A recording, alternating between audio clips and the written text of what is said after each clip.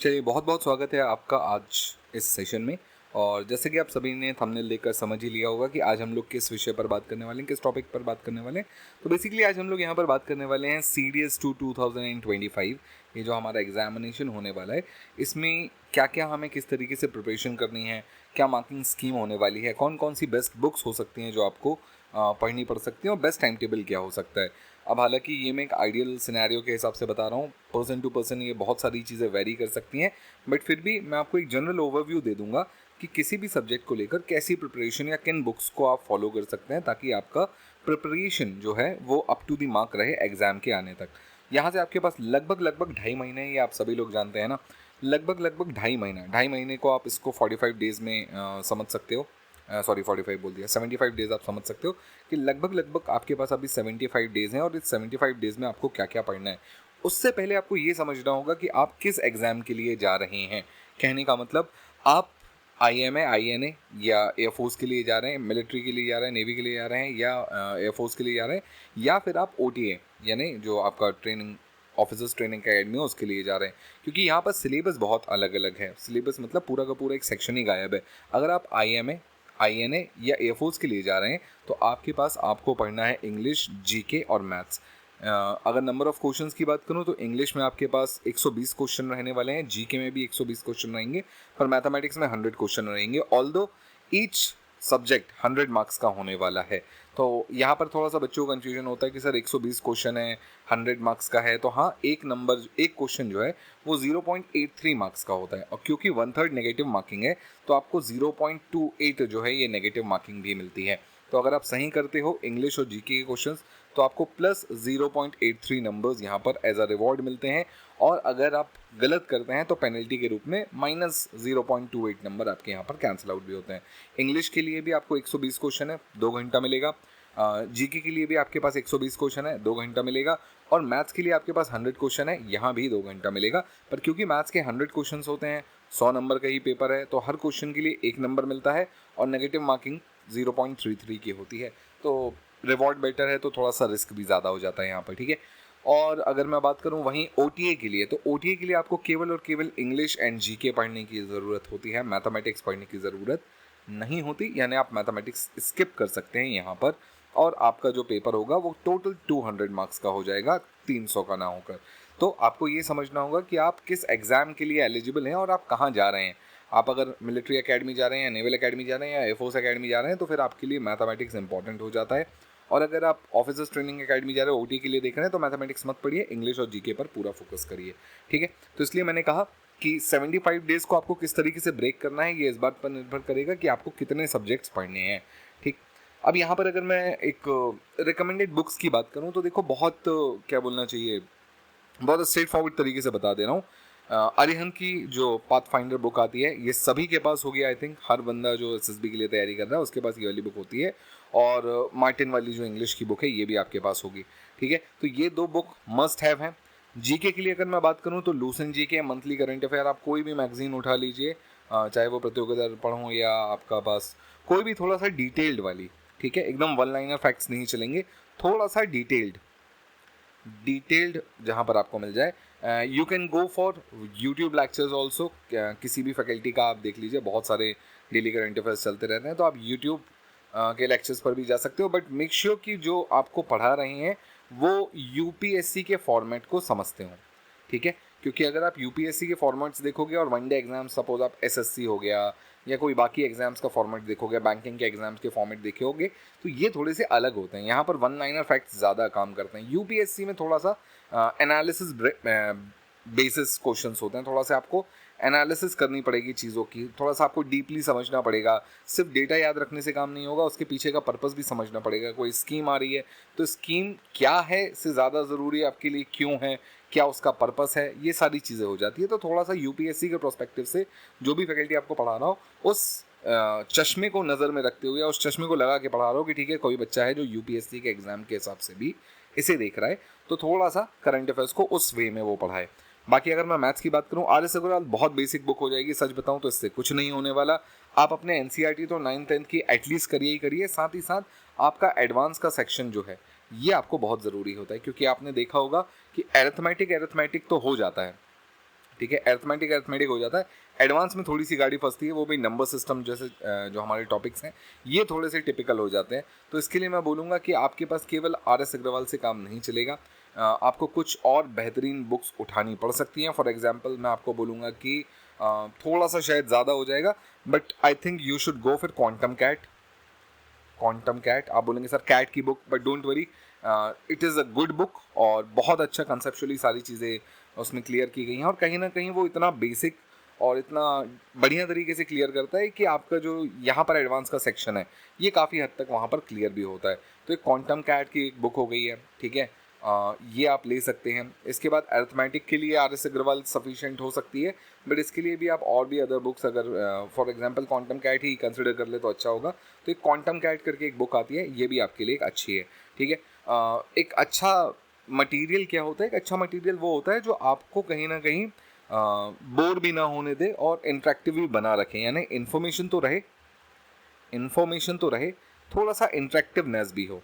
नहीं तो क्या होगा, थोड़े दिन में आप फीके पड़ जाएंगे अपनी तैयारी को लेकर कि ठीक है शुरू के 3-4 दिन आपने बहुत अच्छे से जोर दिखाया, 1-2 हफ्ते, और उसके बाद क्योंकि वो इंटरेक्टिव नहीं था तो थोड़ा सा डल पड़ गया। तो आप अपनी पढ़ाई को थोड़ा सा इंटरेक्टिव बना के रखें। अब वो कभी कभी टीचर्स अपने एंड पर भी करते हैं, आपको भी अपने एंड पर करना होगा, ठीक है। इसके बाद अगर मैं स्टडी प्लान की बात करूँ, अब देखो ये बहुत ब्लंड स्टडी प्लान है, सबका अलग अलग फॉर्मेट होता है, सब अलग अलग तरीके से पढ़ते हैं, कोई दिन में पढ़ता है, कोई रात में पढ़ता है। मैंने बस आपके लिए बस एक ये छोटा सा एक फॉर्मेट रेडी कर दिया कि सुनो भाई, मंडे को क्या करना, थोड़ी देर मैथ्स पढ़ लो, थोड़ी देर इंग्लिश वोकैब पढ़ लो, ट्यूसडे को क्या करो, जीके और करंट पढ़ लो। अब इसी चीज़ को आप वेडनेसडे को मंडे और ग्रामर में बदल लेना और थर्सडे को जीके और मॉक में बदल लेना, ठीक है। अब आपके पास आखिरी के 3 दिन बचेंगे, तो इसमें पूरा वीक रिवाइज कर लो, एक फुल लेंथ टेस्ट दे दो और संडे को रेस्ट देना है तो रेस्ट दे दो, नहीं तो चाहो तो एक रिवीजन और SSB सेशन का प्रिपरेशन कर सकते हो। तो ये एक मैंने छोटा सा आपके लिए एक डेमो टाइप का करके रखा है कि अगर आपको ये सुटेबल लगे तो करे, नहीं तो आप इस चीज़ को अपने हिसाब से थोड़ा बहुत एडजस्ट भी कर सकते हो कि किसी को मैथ्स के साथ जीके पढ़ना है तो गो फॉर दैट, अगर किसी को इंग्लिश के साथ करंट अफेयर पढ़ना है तो गो फॉर दैट। मेरे को उससे कोई दिक्कत नहीं है, मैं बस आपके लिए एक फॉर्मेट बता रहा हूँ कि आप इस तरीके से दिन में 2 सब्जेक्ट अगर हो सके तो एटलीस्ट 2 आवर ईच दे पाएँ आप। 2 घंटे मैथ्स दे दो, 2 घंटे इंग्लिश दे दो, फिर अगले दिन 2 घंटे जीके, 2 घंटे करंट अफेयर। और यहाँ पर मैं फिर वही बोलूँगा कि बहुत सारे लोग बोलते हैं ना वो 10 घंटे की पढ़ाई, वो 12 घंटे की पढ़ाई। देखो वो 10-12 घंटे की पढ़ाई से कुछ नहीं होता। मैंने बहुत सारे लोग देखे जिन्होंने 10-12 घंटे की पढ़ाई तो की पर कुछ हुआ नहीं। तो बेटर होगा कि आप भले ही 4 घंटे पढ़ें, पर वो 4 घंटे इफेक्टिव स्टडी होनी चाहिए, ठीक है। 12 घंटे कॉपी खोल कर बैठना जिसमें से 6 घंटे आपने फ़ोन चला लिया, फिर 2 घंटे आपने कॉल पर बातें कर ली, 6 घंटे इंस्टाग्राम चला लिया, इससे बेटर होगा 4 घंटे पढ़ो, पर इफेक्टिवली 4 घंटे पढ़ो, इस समय में फिर कुछ और ना हो। तो इफेक्टिव स्टडी टाइम मैं आपका बता रहा हूँ 2 घंटे, ऐसा नहीं इस 2 घंटे में अब आप और थोड़ी सी और मस्ती का टाइम भी निकाल लो, नहीं, इस 2 घंटे में मतलब 2 घंटे प्रॉपर 2 घंटे 120 मिनट आपके पढ़ाई को होने चाहिए, ठीक। चलिए उसके बाद अगर मैं बात करूं कि वर्किंग प्रोफेशनल्स, देखिए वर्किंग प्रोफेशनल्स के लिए थोड़ा सा मुश्किल हो जाता है ये काम, बट एटलीस्ट आप दिन का 2 घंटा तो दे ही सकते हैं, ठीक है। तो आप वैसा कर लीजिएगा और वीकेंड्स पर अगर आप 4 से 5 घंटा दे पाएँ तो बहुत अच्छी बात हो जाएगी। जो वीकेंड कहीं ना कहीं मैंने यहाँ पर बाकी बच्चों के लिए थोड़ा सा रिलैक्स छोड़ रखा था, वहाँ पर आपको थोड़ा सा अपने आप को पुश करना पड़ेगा। और जैसा कि मैंने कहा कि कंसिस्टेंसी पर ध्यान दो, घंटों पर नहीं। कोई कहता है कि मैंने 6 घंटे पढ़ा, मैंने 8 घंटे पढ़ा, मैंने 12 घंटे पढ़ा, पर इफेक्टिव स्टडी टाइम क्या था आपका? अगर वो 4 घंटे है तो फिर आप 4 ही घंटे पढ़ो ना। क्यों अपना एक्स्ट्रा 2 घंटा यहाँ दे रहे हो या एक्स्ट्रा 4 घंटा यहाँ दे रहे हो या एक्स्ट्रा 6 घंटा यहाँ दे रहे हो? मत दो, कोई ज़रूरत नहीं है। इफेक्टिवली 4 घंटा पढ़ो, दैट्स इट, बात खत्म। उसके बाद आपको जो करना है वो कर लो, ठीक है। तो बाकियों का टाइम निकाल कर पढ़ाई में लगाने की ज़रूरत नहीं है। पढ़ाई का टाइम पढ़ाई को दो और बाकियों का समय बाकियों को दो। मॉक एंड प्रीवियस पेपर्स ये बहुत इंपॉर्टेंट चीज़ है। Mock test is one of the most important thing जो मैं कहता हूँ किसी भी बच्चे के लिए, कि अगर आप मॉक टेस्ट नहीं लगा रहे हो तो आप विश्वास मानिए आप गड्ढे में कूदने जा रहे हो।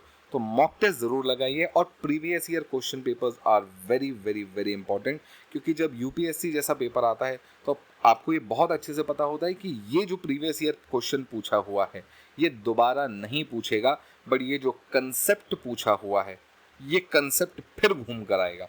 तो प्रीवियस ईयर क्वेश्चन इसलिए इंपॉर्टेंट होता है क्योंकि उस पर जो कंसेप्ट्स होते हैं, जिन कंसेप्ट से क्वेश्चन बने हुए तो है, कहीं ना कहीं वो कंसेप्ट्स इंपॉर्टेंट होते हैं। तो आगे आने वाले समय में not exactly the same question but same concept पर क्वेश्चन आपको ज़रूर देखने मिलते हैं। तो ये थोड़ी सी आपके सामने अच्छी बात हो सकती है। आपको मॉक टेस्ट कब देना है, तो देखो 1 महीना पहले से मॉक टेस्ट देना चालू कर दो, ठीक है। कुछ लोग बोलते हैं कि पढ़ाई जब चालू करो तो उसके 1 महीने बाद से चालू कर दो। मैं कह रहा हूँ कि अगर मान लो आपका सितंबर में एग्ज़ाम है, तो आप एक काम करो, कुछ मत करो, अगस्त से आप मॉक टेस्ट देना चालू कर दो। अब अगस्त से कब तक दोगे? अगस्त से 1 महीना है आपके पास पूरा पूरा।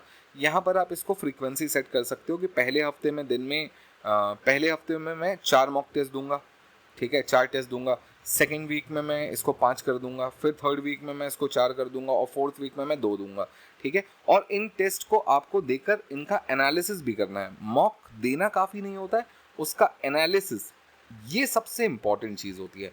अगर आप मॉक का एनालिसिस नहीं कर रहे हो ना, तो आप अपने मॉक का टाइम खराब कर रहे हो। भले ही आपको 6 घंटे लग रहा है मॉक टेस्ट देने में, पर मॉक टेस्ट का एनालिसिस में आपको 12 घंटे भी लगें तो लगाओ, यही है वो फ्रूटफुल समय। असली जो निचोड़ है मॉक टेस्ट का वो यहाँ पर है, इस 6 घंटा देने में नहीं है, इसके निचोड़ में है। उस 6 घंटे में आपने क्या बिगाड़ा, क्या बनाया, किस सेक्शन में आपने कितना अच्छा परफॉर्म किया या कितना बुरा परफॉर्म किया, ये बाद में चेक किया जाता है। और वो जो परफॉर्मेंस आपने दी है वो किस कारण से है, क्या कोई टॉपिक वहाँ पर छूट गया था, क्या मैथ्स के कुछ ऐसे टॉपिक है जो आपको नहीं बनते, क्या इंग्लिश में आपको ऐसे कुछ टॉपिक है जो नहीं बन रहे। तो ये जो एनालिसिस वाला टाइम होता है ना, ये आपको बताएगा कि आपके वीक एरियाज क्या है, आपके स्ट्रॉन्ग एरियाज क्या है, आपको आगे टाइम किसको देना है, जो बचा हुआ समय है वो टाइम आपको कहाँ इन्वेस्ट करना है। तो आपको यहाँ से बहुत कुछ पता चलता है। और अगर आप चाहोगे तो मैं एक वीडियो प्रॉपर बना दूंगा, वो थोड़ा सा लंबा जा सकता है, बट पर हाँ, मैं एक वीडियो आपके लिए बिल्कुल प्लान करूंगा, how to do analysis of mock test का एनालिसिस कैसे करें, ये बहुत ज़रूरी है। क्योंकि आप सिर्फ मॉक देकर ये पता लगा रहे हो कि मेरे को इतने नंबर आए, पर उसको उन नंबर्स को इम्प्रूव करने के लिए आपने क्या किया? कुछ नहीं। अगर आपने इसको इम्प्रूव करने के लिए कुछ भी नहीं किया, तो फिर वो जो टाइम आपने दिया ना, 6 घंटा 8 घंटा, वो सिर्फ आपने अपने आप को एक तरीके से टेस्ट किया कि मुझे कितने आ रहे हैं। सपोज आपके 100 में से 60 नंबर आ गए, दैट्स इट। एग्जाम में भी 60 ही आएंगे, शायद उससे भी कम आ जाए, या हो सकता है 65 आ जाए। इम्प्रूवमेंट कब आएगा? जब आप इस पर एनालिसिस करोगे कि मेरे कहाँ कम आए हैं, कौन सा मेरा वीक सेक्शन है, किस पर मुझे काम करना है, फिर आगे चल के उस पर काम करो, तब जाकर आपको वो इम्प्रूवमेंट देखने मिलता है, ठीक है। प्रीवियस ईयर क्वेश्चन, जैसे कि मैंने बताया कि कंसेप्ट इंपॉर्टेंट होते हैं, और ऑनलाइन प्लेटफॉर्म को आपको प्रैक्टिसली टाइम करना पड़ेगा। तो आप ये ऑनलाइन ही टेस्ट दीजिए, ज़्यादा बेटर होगा। क्योंकि ऑफलाइन टेस्ट, हालांकि हमें ऑफलाइन देना है, बट ठीक है, अभी के लिए ऑनलाइन दे सकते हैं, ठीक है। जीके और करंट अफेयर्स के लिए क्या करें भाई? मंथली मैगजीन, मैंने कहा ना, बहुत सारी दुनिया भर की मंथली मैगजीन्स आती हैं, डिफरेंट इंस्टीट्यूट की, आप कोई भी ले लो, थोड़ा सा डिटेल्ड होनी चाहिए, ठीक है। सिर्फ डेटा ना हो, उसका थोड़ा सा एनालिसिस भी हो किसी भी चीज़ का। कोई भी चाहे स्कीम आ रही है या कुछ पॉलिसीज़ बनाई गई हैं, कुछ भी है, तो उसको थोड़ा सा यूपीएससी के प्रोस्पेक्टिव से आपको देखना पड़ेगा। अगर आप यूपीएससी के थोड़ा सा प्रोस्पेक्टिव से देखेंगे तो चीज़ें आपको ज़्यादा बेटर पड़ पाएंगी। Newspaper, yes, newspaper is one of the most important thing, but ये अच्छा न्यूज़पेपर हो, और कोशिश करिए इंग्लिश न्यूज़पेपर ही यूज़ करें, ठीक है। इससे दो चीज़ होगी, पहले तो आपकी रीडिंग इम्प्रूव होगी, अंडरस्टैंडिंग इम्प्रूव होगी, ठीक है। अंडरस्टैंडिंग, बहुत सारे बच्चों को होता है ना कि सर ग्रामर बहुत ज़्यादा नहीं आती, फिर भी क्वेश्चन गलत नहीं होते, ठीक हो जाते, क्यों? क्योंकि they have good understanding of English. तो अगर आप थोड़ी सी अंडरस्टैंडिंग बेटर कर लेंगे, और वो न्यूज़पेपर पढ़ के बहुत अच्छी से हो जाती है। तो कुछ मत करो, न्यूज़पेपर पढ़ो, मंथली कंपाइलेशन देख लो, कहीं पर जहाँ पर भी आपको बेटर सुटेबल लगे वो देख लो, और न्यूज़पेपर रोज़ पढ़ो, एडिटोरियल पढ़ो, कोई इन्फॉर्मेटिव जो आपको लगता है कि ये काम का है वो पढ़ो, पर थोड़ा थोड़ा रोज़ पढ़ो, ठीक है। फ्रीक्वेंट रिवाइज करो, अपने नोट्स को अपडेटेड रखो, जहाँ से भी आप जीके जीएस पढ़ रहे हो। देखो, जीके जीएस ऐसी चीज़ है, जितनी बात आप रिवाइज करोगे उतना ज़्यादा आपको फ़ायदा होगा। तो रिवाइज आपको करना बहुत ज़रूरी है। जितना ज़्यादा रिवाइज करोगे, बार बार आप उसको रिपीटेडली पढ़ो, उसको पन्ने पलटा कर देखते रहो, कभी उसको बात करो, किसी से डिस्कस कर लो, वहाँ से आपको बहुत ज़्यादा फ़ायदा मिलने वाला है GK GS and current affair के लिए, ठीक है। फाइनल वर्ड्स क्या है मेरे? देखो भाई, मुझे पता है कि हो सकता है बहुत सारे लोगों लिए टाइम कम लगे, but don't worry, start slow but consistent. धीरे शुरू करो पर कंसिस्टेंट रहो। याद रखना, हमेशा इतने लंबे जीवन काल में बहुत सारे उतार चढ़ाव देखने के बाद, एक ठीक ठाक पोजीशन पे आने के बाद, मैंने एक चीज़ देखी है, जो कि है, हर सक्सेसफुल आदमी के पीछे, औरत हो ना हो, कंसिस्टेंसी ज़रूर होती है, ठीक है। उस आदमी में कंसिस्टेंसी है या उस महिला में कंसिस्टेंसी है, तब जाकर वो महिला या पुरुष उस लेवल पर, उस ओहदे पर पहुंचा है। तो कंसिस्टेंसी इज द की। ये आप आज मेरी बात लिख कर ले लो, जीवन में आपको जब ये बात समझ में आएगी तब आ जाए, बहुत अच्छा हो जाएगा। यही सबसे ज़्यादा इंपॉर्टेंट है। ठीक है। एक शेड्यूल बनाओ अपना, डिसिप्लिन के साथ फॉलो करो। अगर आप डिफेंस में जाना चाहते हो तो डिसिप्लिन आप में पहले से इनबिल्ट होना चाहिए, नहीं है तो अभी से डेवलप करना चालू करो, क्योंकि आगे चल के तो बहुत ज़्यादा ज़रूरत पड़ने वाली है इसकी। तो उस डिसिप्लिन को फॉलो करो, शेड्यूल को फॉलो करो। ज़रूरी नहीं कि हर बार कोई आपको शेड्यूल बना कर दे, आपको डिसिप्लिन सिखाए। बी सेल्फ डिसिप्लिन्ड, ठीक है। अपना शेड्यूल खुद बनाओ, उसको पूरे डिसिप्लिन के साथ फॉलो करो, कंसिस्टेंसी के साथ फॉलो करो, और then you will see the results, और आपको ये रिजल्ट्स देखने मिलेंगे। It's my promise, my guarantee, ठीक है। Subscribe to the defence school for regular updates and tips, जैसा कि आप सभी को पता है ना। Thank you. एंड अगर आपको ये सेशन पसंद आया तो please hit the like and subscribe button and consider do following us. और आने वाले सेशंस में आपके एकेडमिक सेशंस भी धीरे धीरे लाने वाला हूँ। जैसे ये नॉन एकेडमिक सेशंस थे हमारे, ठीक है। ये कुछ हमारे ये जो अपडेट्स थे रिगार्डिंग योर एग्जामिनेशन स्ट्रैटेजी, ये सब नॉन एकेडमिक्स है। कुछ एकेडमिक्स जहाँ पर मैं आपको मैथ्स पढ़ाऊँगा, और मैथ्स के जो भी कंटेंट है, जो भी क्वेश्चंस हैं, जो भी बच्चा IMA INA या एयरफोर्स के लिए जा रहा है, OTA वालों को तो मैथ्स की ज़रूरत नहीं होती, पर बाकी जितने भी लोग हैं जो नेवल एकेडमी, एयरफोर्स एकेडमी, या फिर अपना क्या बोलना चाहिए, मिलिट्री एकेडमी में जाना चाहते हैं, तो वहाँ पर आपको मैथ्स की ज़रूरत पड़ेगी CDS में।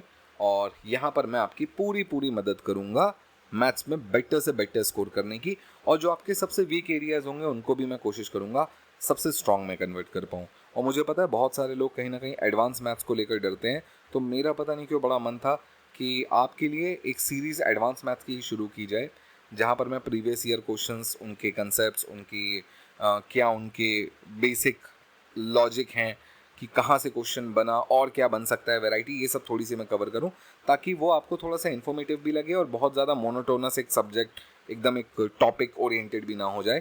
तो थोड़ा सा मैं सोच रहा हूँ कुछ वैसे सेशंस लेकर आऊँ। बाकी आप लोग बताइएगा आपको किस तरीके के सेशंस चाहिए मैथमेटिक्स में, और अगर जो भी आपको चाहिए प्लीज़ मुझे कमेंट्स में बताइएगा। I will try my best to pull out your demands. Okay, thank you, have a nice day, bye bye.